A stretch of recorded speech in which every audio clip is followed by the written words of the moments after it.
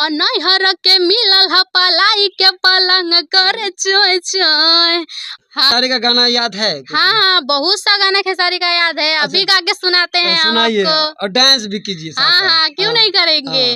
कि साल भर पे बहर से आइल बड़े हमारो मरद खखुआइल बड़े। साल भर पे बहर से आइल बड़े हमारो मरद खखुआइल बड़े। दिनवा में घुसे नहीं करेला शरम बड़ा तंग करे हमर सारा अलंग। और नैहर के मिलल ह पलाई के पलंग करे चोय चोय। और दिनवा में घुसल रहे हमारो बलम करे चोय चोय। हमारो सजन करे चोय चोय। क्या बात है। तो ये है खेसारी लाल की चाहने वाली मुस्कान, मतलब चाहती भी है, बहुत चाहते हैं। अच्छा। बता नहीं सकते कितने।